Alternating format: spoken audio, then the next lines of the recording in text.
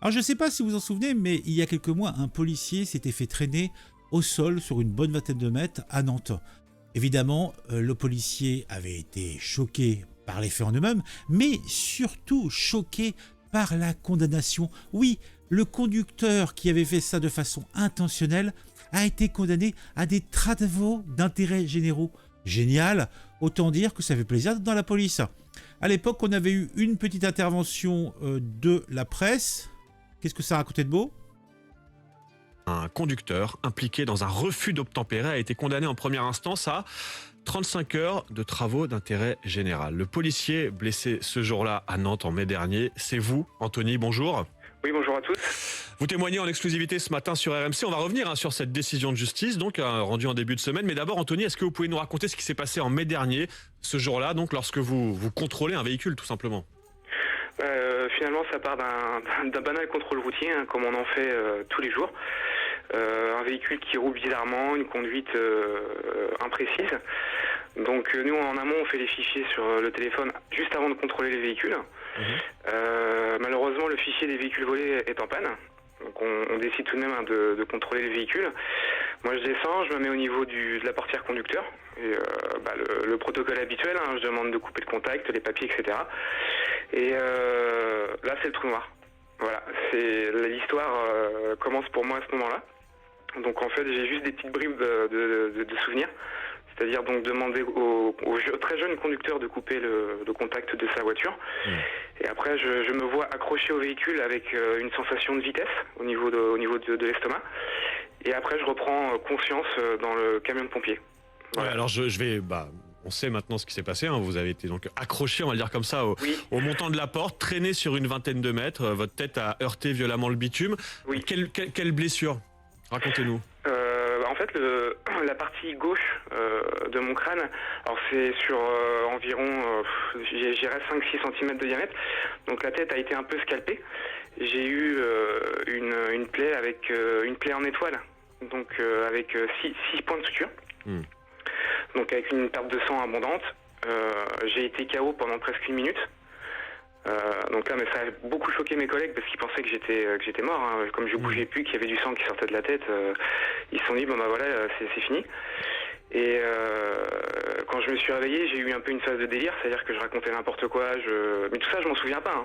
C'est-à-dire que quand je reprends conscience dans le camion de pompier, ça fait déjà 45 minutes que je suis éveillé, mais ça j'en ai aucun souvenir. Ce sera en tout 30 jours d'ITT et ce chauffard a été interpellé et jugé, c'était lundi dernier. Vous étiez au tribunal et donc cette décision, cette sanction, 35 heures de travaux d'intérêt général. Racontez-nous ce procès, comment vous l'avez vécu? Donc moi je me suis... Bon, c'était juste pour vous remettre un contexte. Et pourquoi je voulais ce contexte-là? Puisque aujourd'hui, on a une nouvelle affaire équivalente à Toulouse. Un chauffard attrape la main, mais là c'est pire parce que là, a priori, il y a manifestement une intention méchante et malsaine, c'est que le chauffard attrape la main du policier et le traîne sur plusieurs mètres. Alors on va se demander là encore, est-ce que là aussi le chauffard va avoir droit à des TIG, donc des travaux d'intérêt généraux? On se demande. Alors, qu'est-ce que ça raconte de plus? Un conducteur encouragé par sa passagère a refusé d'obtempérer lundi 1er janvier à un contrôle de police à Toulouse. Il a traîné un policier sur plusieurs mètres. Un conducteur et sa passagère ont donné du fil à retordre aux policiers toulousains à partir du premier jour de l'année 2024. En patrouille dans le quartier de Mirail, encore Mirail, on en parle souvent du Mirail, un équipage a souhaité contrôler 2 occupants d'un véhicule. Le conducteur n'a pas obtempéré et a pris la fuite pour semer les policiers. Il a poursuivi sa route à un bon moment, mais a fini par se retrouver bloqué dans le flux de la circulation. C'est exactement ce qui aurait pu se passer pour le petit Naël et compagnie. Okay, un policier a alors quitté son véhicule pour procéder au contrôle. Il s'est approché et a posé sa main sur la portière dont la fenêtre était ouverte. Toujours décidé à échapper aux forces de l'ordre, le jeune homme s'est saisi fermement de la main du policier et s'est mis à accélérer en tenant la main de sa victime, sous les encouragements de sa passagère.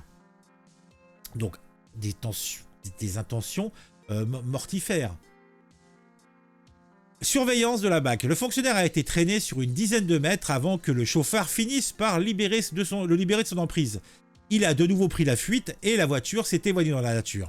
Son signalement a largement été diffusé. Les opérateurs des caméras de vidéoprotection de la ville de Toulouse ont été mis à contribution afin de localiser les fuyards. En moins d'une heure, les policiers de la BAC rive gauche ont retrouvé le véhicule et mis en place une surveillance. Celle-ci s'est avérée payante. Les 2 suspects ont fini par réapparaître. L'homme, âgé de 22 ans, déjà défavorablement connu de la justice, et la femme de 23 ans, inconnue pour sa part. Mais ça l'a changé. Ils ont été interpellés et placés en garde à vue, où ils se trouvent toujours. Le fuyard ne serait pas titulaire de permis de conduire. Bah tiens, le policier souffrirait de blessures légères. Mais qu'il souffre de blessures légères ou graves ne change rien à l'intention. L'intention est mortifère. L'intention est de faire le mal. L'intention, je le dirais même, est de tuer. Et la gonzesse est encore autant coupable que le bonhomme. C'est incroyable.